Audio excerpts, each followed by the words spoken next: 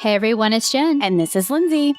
And welcome back to Corpus Delicti, the podcast. Yeah, we are still going with our Case Closed series. We just finished the 2-part series on Irene Garza. So this series is all about cases that did go cold, but then ended up being solved later for various reasons. Also, funny story, if you're in our group, you probably saw it. But our friends at Moms and Murder, we're really good friends with them. Our podcasts started within 2 weeks of each other back in 2017. We did our live show together. People generally just get us confused. We've had people in our group who will say things thinking that it's in Mandy and Melissa's group, all that. Anyway, long story short, we both released episodes on Irene Garza at the same time. Yesterday. During the same week. Yeah. Yesterday, their episode dropped and our part 2 dropped. And I was like, oh my gosh, I hope they don't think we copied them. And then we had at least one listener who got excited because they thought that it was like a mashup. I was like, oh no. Anyway, just pure coincidence. Just wanted to throw that out there. But they're great. So be sure to listen to their version as well. All right. So this episode, we are not copying Moms and Murder, by the way. It is about the tragic taking of the life of the immigrant living an American dream. Now, just as a cautionary tale, this does talk about sexual assault, so if that's a trigger, you might want to hop over to a different episode. Angela Kleinsorge was born in Germany on June 11th of 1907, and she is the epitome of the American dream. So she immigrated to the United States, where she met her husband, Paul. They had 2 children. They had a son, Roland, and a daughter, Hetty. And eventually, the family moved to San Diego, California, and they started their own business. And it was a landscaping business called Point Loma Nursery. And they were among the original residents in their neighborhood. This neighborhood had been built in the 1940s. It was new, up and coming, and they were among the first families to move there.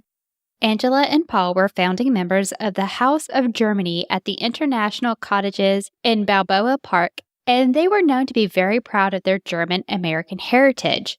From the House of Germany website, the House of Germany is a cultural organization whose purpose is to inform the general public about the music, traditions, history, and culture of Germany. Now, while most people join because either they, their spouse, or an ancestor was born in Germany, membership application is open to any person who wishes just to learn more about Germany or the German culture. Members also volunteer during Saturdays or Sundays at the cottage, and they welcome visitors and they serve drinks and apple strudel. They also offer German language classes, and they have events and activities, and they raise money. The couple loved having people over, and they entertained frequently at their home. Paul unfortunately died in 1971, but Angela stayed in the home that she and her husband had raised their family in, and this was a detached single-family residence at 5600 Gaines Street in the Mission Valley, West Morena area. Side note here, the home is about 3 blocks from the police station and about half a mile from the University of San Diego. So we're not talking about a really secluded area here. This is a well-populated area. It's about 6 miles from the heart of downtown San Diego. So by the time Paul died, Angela is now 70 years old. She's living alone, but she is still fulfilling this American dream. She has this daily routine now. She woke up at 6 a.m. She would have coffee and breakfast. She would watch her soap operas, and then she would go out and work in her garden. Now, she did all this regularly, like clockwork, even though she had had 2 hip surgeries. So she was still out in that garden, planting, doing what she loved. Now, Saturdays were her day with her daughter. The 2 would spend the day shopping, and if it wasn't every Saturday, it was almost every Saturday. Angela also stayed very active in the church, and she attended Mass regularly. So this is your everyday average American family, right? It's a quiet life. Well, all that unfortunately changed on Friday, February 29th of 1992. Now, in 1992, it was a leap year, so we will have a 29th of February. Angela is now 84 years old. Now, Angela's daughter, Hetty, called her mom. When she called her, she didn't get an answer. So she's like, okay, she might be a little bit busy or away from her phone. I'm going to call her 2 more times. And during those 2 times, there wasn't an answer. Now, this is abnormal, totally out of character. She called her mom every day to check on her, and her mother, like Lindsay said earlier, has a routine. It wasn't like her not to answer the phone 3 times, and Hetty had just spoken to her mom the day before. Not to mention, it's Saturday. This is their day that they're going to go shopping, and it had already been planned out for that day. Angela was hard of hearing. She did use hearing aids, but she could hear the phone. Again, she always answered. So Hetty immediately has a bad feeling. She knows her mom's routine, and so she rushes over to check on her mom. Hetty arrives at Angela's house around 9 a.m., and immediately she's like, okay, something is wrong, because she saw that the garage light was on and the blinds to the house were closed. So Angela did not leave that garage light on during the day, and she did always leave her shutters open during the day. So part of her night routine was she would turn on that garage light and she would close all of her blinds. So when Hetty goes over there and sees that it's now morning, but the house is in night mode, so to speak, she's like, wait a minute, Mom would definitely be up by now. And like we said, Angela was usually an early riser. So Hetty's like, yeah, she would have already taken care of this by now. Unfortunately, Hetty goes inside the house and her concerns were valid because she found her mother dead on the floor next to her bedside in her nightgown. Angela had been stabbed multiple times in the neck, and she had also been sexually assaulted. Now, some articles say that her throat had been slashed. Some say that it was cut or stabbed. Point being, it was brutal. Her nightgown was pulled up around her chest. She was nude from the waist down, and she had been propped up on the ground on some pillows. The radio was still on in the house. It was turned up a little bit loud, but remember, there were certain things that she could not hear very well, and she did usually listen to the radio loudly. The police were called by Hetty, who wasn't 100% certain at that time whether or not her mother had actually passed away. Even though she does say to the police it does appear that way. She also found a next-door neighbor who came over to help. An investigation began. This is when we learned that the killer gained access to the home through a window, and we know that because there are signs of forced entry. The suspected killer, or the person who had done this, had climbed over a 7-foot fence on one side of the house leading back to the master bedroom window, and there they found footprints and shoe prints. There was also a scuff on the fence, so it looks like that he had used that as leverage to hop on over. Now, the window screen had been removed and had been left on the ground, and there was a broken plant pot beside it. Nothing is taken from the home. This is not going to be a robbery. The nightstand beside the bed had been knocked over. Angela did have defensive wounds on her hands, and this included cuts and bruises. Hair clips and hair rollers were found on the floor, and they found a flashlight and a cigarette lighter. Those 2 items did not belong to Angela, and they found hairs inconsistent with her in her shower. It's thought that maybe the person who did this took a shower before they left. They also found 4 hairs underneath her body that were about 13 inches long. The police did find a bloody Band-Aid, and when they tested it, it turned out to have A-type blood. Her blood was type O. Even though we don't have a DNA profile just yet, at the time, this really helps narrow down the field of suspects. They also found a washcloth, which had been left resting on her chest. And all this is so sad because she's 84 years old at this point. You can tell she tried to fight for her life. The nightstand is knocked over. She's got defensive wounds. She fought for her life, and good for her, but my goodness, she's 84 years old. So they did have DNA. They did find DNA because she had been sexually assaulted, but it did not match anyone in the database. So this house, which we have described to you as a 3-bedroom house, it was very neat, very tidy, very orderly, except for her bedroom, which was the crime scene. So again, we're not talking about a burglary. Nobody went through ransacking the house. And in fact, her purse was still there. It was completely undisturbed, and it did have cash in it. There was no evidence of whoever did this leaving through a door, and it's thought that they left through the same window. So again, keep in mind, they think that there's a chance somebody could have showered in the house because they found the hair. So you would think if somebody had time to shower, if robbery was their motive, they would have had time to have done so. That's their thought process at this point. So naturally, the neighborhood is quite shaken. One of the neighbors said, "This is a very fine, very middle-class neighborhood where most people have lived for 30 years or more. Angela, Mrs. Kleinsorge, lovely, refined, dignified, regal, old-world lady." And I emphasize on the word lady. I am so enraged at the beast who invaded her home and butchered her. So it really sounds like she is held in a very high esteem by a lot of her neighbors, and others would go on to describe her as elegant and very well groomed. Neighbors also said that Angela was seen just that Friday working in her garden, and she was out there waving to neighbors. She was in good health. Nothing seemed to be amiss. Neighbors also said that in general, this neighborhood was very tight-knit and everyone knew each other. They had each other's phone numbers. They helped each other out. And the neighborhood was also described as well lit. And Angela's house had a big front light over her driveway and lights over the entry doors. And we know that to be true because Hetty said that that was one of the things that tipped her off that something was wrong. So this neighborhood, which this becomes important later, it's not just, oh, I know Tom across the street. They all had each other's phone numbers and they stayed in touch. Just to set the timeline here, Hetty arrives at Angela's home 9 a.m. Saturday morning. Friday, Angela was seen by neighbors out in the garden.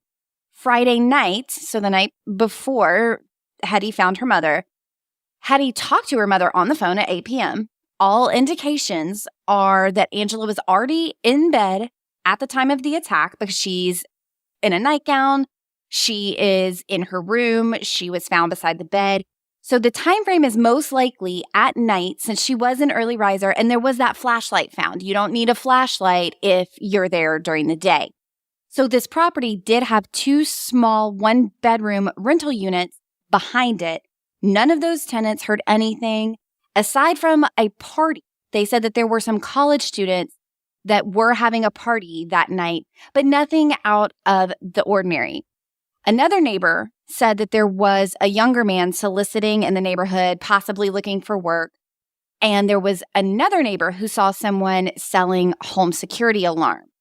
Now, there were also, recently before this, 2 other attempted rapes in the area. One was 1 block away from Angela's home. The other one was a half-mile away.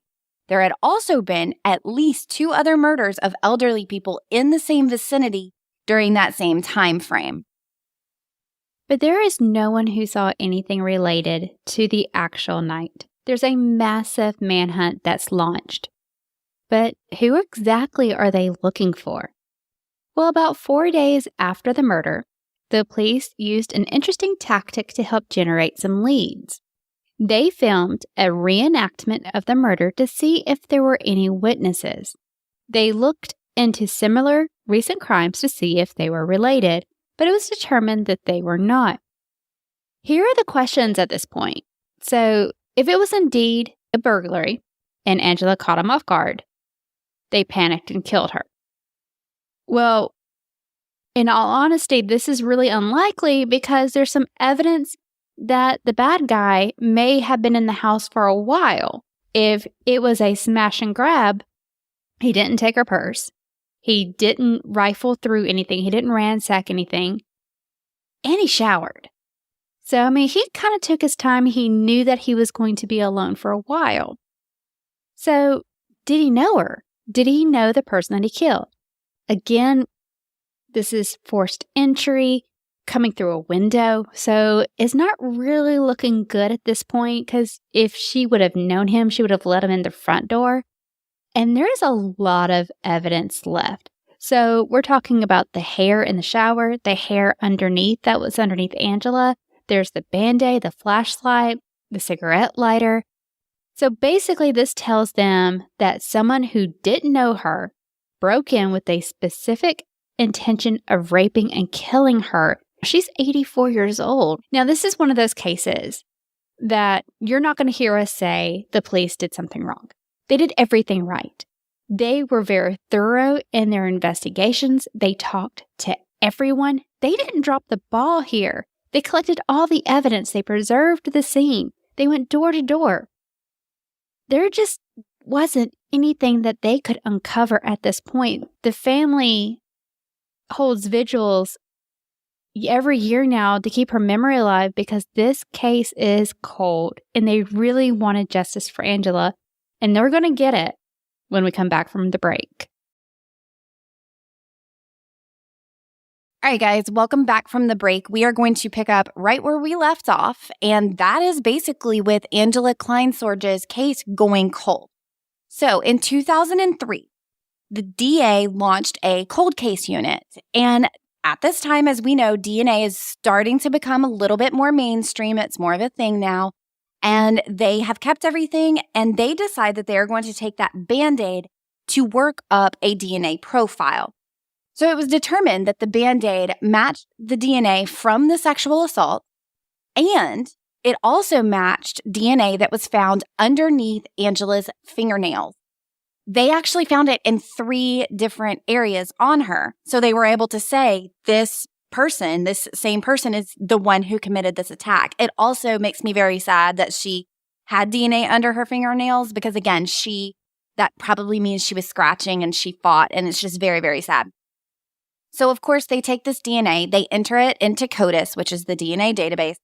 Again, CODIS is amazing, but you have to have somebody to match it to. So these are going to be prisoners, people who have been arrested, people who work at certain places and their, fingerprints are in databases, and there's no match. So that means that the suspect was not in the system criminally. It's not somebody who has a record, or at least that they know of. So now we're going to enter 2012. San Diego police detective Holly Irwin is retiring due to advanced breast cancer. And although she retired, she did not want to give up her work completely. So she starts working as a reserve officer. And one of the cases that Detective Holly Irwin had worked on and she was determined to solve was Angela Kleinsorge's murder. So she takes the reins on this case and she starts re-interviewing a lot of the original people, neighbors, friends. She's gathering mouth swabs from them to try to match this DNA. She actually re-examined 112 people. Detective Irwin, along with Detective Lori Adams, pushed and finally got the Department of Justice to take an old DNA sample and do something new with it. It was accepted in 2016 after the Golden State Killer was caught. Now, if you think you know what we're talking about, you're probably right. DNA. Now, since it had never matched anyone in the database before, they wanted to use it for that type of testing. At the time, and somewhat even now, they only use familial DNA testing for especially horrendous crimes that have gone cold. And it had only been used since 2008. Most of you are familiar with this technique, but just in case, familiar DNA searches allow investigators to search an offender database with a lot more variables, so bigger parameters. They identify people who are likely close relatives to the person who may have committed a crime. So if your aunt, your uncle, your cousin went to jail, and you committed a crime, and this is your first time, and you left your DNA at the scene, they're going to match it, get a partial to the family member, and they're going to work that family tree until they find you. And also, what's really interesting, currently, only 12 states use this. Only 12 states? Yeah, I was surprised by that as well because it seems like such an important investigative tool, and it's helped solve a lot of crimes just this year. In fact, researching and finding cases for this series, there were a bunch in 2022 alone that were solved using this method. Now, I do know it comes with a little bit of controversy, some privacy concerns. So I don't know if that has something to do with it, but I was surprised by that as well. I'm wondering if they're rushing through it just so before legislation gets put in place that they can't use it. That could be. I don't know. Just my thoughts. Yeah. But here is why this is an amazing new technique, which I'm sure we all know. This DNA comes back, and it did match someone in the system. But when they run the familial DNA piece, they are able to say it matches someone in the system, but not as the killer. So the match wasn't close enough to say it matches this person 100%, but whoever this convicted killer is related to the person who killed Angela Kleinsorge. So the results showed a partial match to convicted offender Joe Falls, who had since died, and it indicated with a high likelihood that this match, so Joe, was a brother to Angela's killer. So now they're going to start digging. They're going to find out that this convict, who had since died, had two brothers. One of the brothers is still alive. The other died in a motorcycle accident in 2006. They go to the first living brother and they said, hey, we need DNA. Got it, and he was ruled out. Then they get tissue that was preserved from the autopsy of the brother who had died in the motorcycle accident. This was a perfect match for Jeffrey Falls.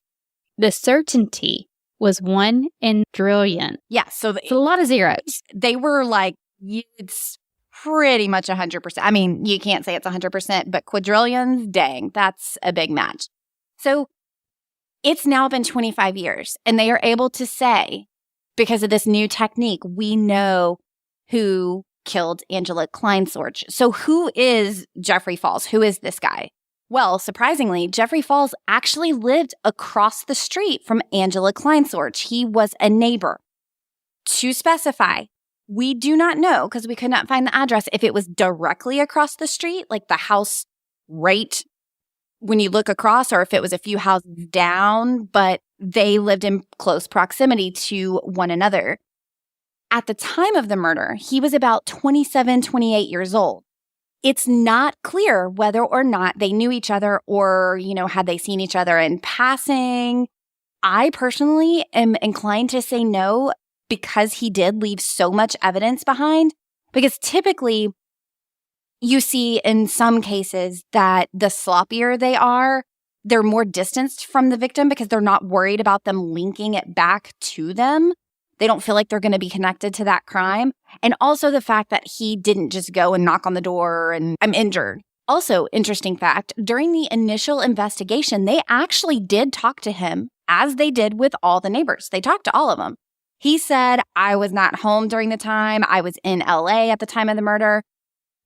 They take it back. They're trying to corroborate everybody's statements. His could not be corroborated, but that's it. That didn't really make him a suspect at that time. Now, he was 43 when he died in that motorcycle accident. And this is really bittersweet for the family of Angela. They do get an answer, but the person who did kill and rape their mother is dead.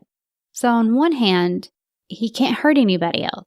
But on the other hand, he never got to face a judge and a jury and account for the crime that he committed. And what we can't confirm is that he was actually involved in that University of San Diego party that was happening just a little down the street. We don't know if he was a part of that.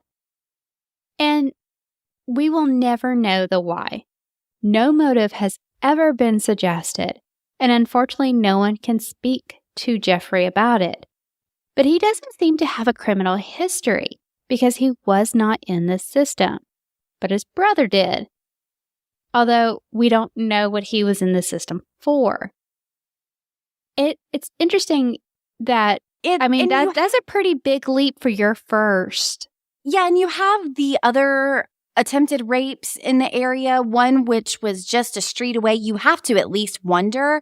So, to me, it's just hard to fathom that someone would just wake up one day and choose to rape and murder an 84-year-old woman just out of the blue with seemingly no motive, and robbery is not your motive. I could potentially see someone robbing her, thinking she's not home, thinking she's asleep, and when they see her awake, they panic and they kill her. But then you would expect to still see the robbery or not showering in the house, for heaven's sake, getting out of the house.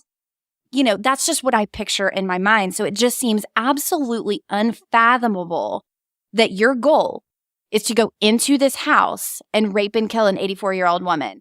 And he's a neighbor. So again, why her?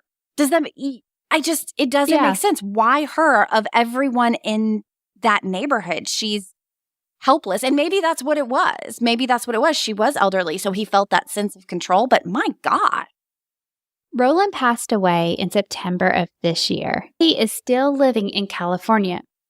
What solved this cold case was essentially time. There's not any brand new evidence. There wasn't a confession. But it was because of the evolution of our technology. And as Lindsay mentioned earlier, we're going to see this more and more, and it's going to get harder and harder to not get caught. I mean, to this point where you better hope none of your future relatives And we've talked get pulled over for a speeding ticket. The whole familial DNA thing on here before and some of the controversy with it. And, when you put it on places like 23andMe, you have to know that it can be used for those purposes. But again, in searching for cases for this series, it's everywhere. And more than we even have heard about in the mainstream. There are just lists and lists of murders and other horrible crimes that were solved in 2022 using this. So it's going to be really interesting to see what else comes from it. I mean, heck, Brian Kohberger from the Idaho 4 murders that just happened in November, that helped as well. That played a role there as well. And there was a lot of other stuff with it. But yeah, I think, it's proving its worth, at least in the criminal sector. Taking out controversy, privacy issues, take all that away. It is serving its purpose in a criminal capacity. So that wraps up the case of Angela Kleinsorge. We do want to take a minute and do a few case updates because there's just a lot going on right now. If you're in our Facebook group, you probably already saw these, but there's 2 case updates from our most recent series. So number 1, Emanuela Orlandi's case, the Vatican is reopening it, which is good. But I'm also like, if it was a cover-up and the Vatican was involved, the Vatican is the one investigating it, which they have to be. They are the governing body there. So I get it. Yes, but you also have to think now there's a new pope. Right. There's new leadership. And usually, especially when we're under the DA, when we're talking about it, when a new DA comes in, that's when you see a lot of movement on some cold cases or a lot of movement on, people getting indicted. And that's probably what we're going to see here is we have a new pope. The pope just passed, or the pope in retirement just passed. So I think you're going to see a lot of movement. Now, Netflix published their documentary, totally unrelated to us, after we published our episode. So definitely it's intriguing. It's absolutely intriguing. And I want to say in 6 months to a year, we're going to know a lot more about this case. I hope you are right, because that family has gone far too long without answers. None of it makes sense. She was so young. She was talented. It's just so heartbreaking. And I know that they need and they deserve answers, regardless of what that is. Obviously, I hope that it is a positive outcome. The other case update is Daisy Mayhew, which we talked about her case in the last series as well. She was the Indigenous girl who her daughter had died and her mother had died in a short span. She took off into the mountains, which was not abnormal. They used to do that a lot, she and her family. She disappeared. They found her backpack, a ring. Well, in the episode, we had mentioned that in 2008, they found a body that they thought might be her. And we just kind of assumed, well, that happened in 2008. Nobody said anything. It must not be her. It was confirmed that it was. it was her body. All these years later, I guess just backlog. They had so many cases on their plate active ones that they had to work on, that they were just finally able to identify her. They have not said cause of death or anything like that. They have just positively ID'd her. When they found the body back in 2008, I know that the police had said that they were working under the assumption that it was some sort of foul play, but I have not heard an update on that yet. Yeah, and she wasn't found very far from her belongings either. I don't recall the exact location. I need to look it that was up within to that see. I feel like you're right, but I don't remember off the top of my head. So I think I remember reading one of the articles that you sent. She was in that area. Mm-hmm. But I'm going to be interested if there was foul play. Yeah. Because she was a remarkable woman in the wilderness. She knew what she was doing. It was not unique to her. She wasn't a survivalist. She just knew the land and she knew how to survive. But then again, you have to layer upon that the extreme depression that she was feeling. Sure. So it's going to be very interesting on how and what they say was the cause of death. Yeah, definitely. And there were so many in that area too. So many of the indigenous women that talked about who had gone missing or were found murdered. So, and it makes you wonder too if they'll be able to connect any of it. But regardless, I hope that all these families get more answers. I don't like the word closure because I don't know that such a thing exists when a loved one dies, especially in such a tragic way, but answers so that they can at least, know what happened. The unknown is very, very hard for the human race. Yeah. Absolutely. Not knowing is absolutely just bitter. But knowing now that they have found her and they can lay her to rest in a proper burial specific to their culture too. So it does give them a sense of peace, if not closure. Yeah, absolutely. Aside from that, Patreons, we have a live event coming up on January 31st at 7 o'clock Central Time. Go ahead and pop over to Patreon close to time and click on that link. Oh, you don't have access to Patreon yet? Oh, guess what? You can go to patreon.com/corpus delicti and click help or donate. Now, if you don't, I'm doing my that was so slick. Like my pitch here because I it's been 5 years. If you do $3 or more, you get to get on the Discord page with us. If you do $10 or more, we have uber awesome stuff that gets sent out quarterly. We've got a lot of stuff going on. Everyone who gets Patreon gets free episodes, all of our backlog, ad-free, and we send you some really awesome goodies depending on your tier. So it's pretty cool to be a Patreon. Yeah, including the new chapstick. I'm gonna talk about this chapstick every time because it's my favorite. We got new chapstick. I cannot wait to be sending it out. Lindsay and I were working in the same building last week, and she didn't bring me chapstick. And I was like, oh no! And every time someone in my house is like, my lips are chapped, I'm like, gotcha. I left one in my pocket and washed it, and I was so sad about it. I was like, oh no, I lost one.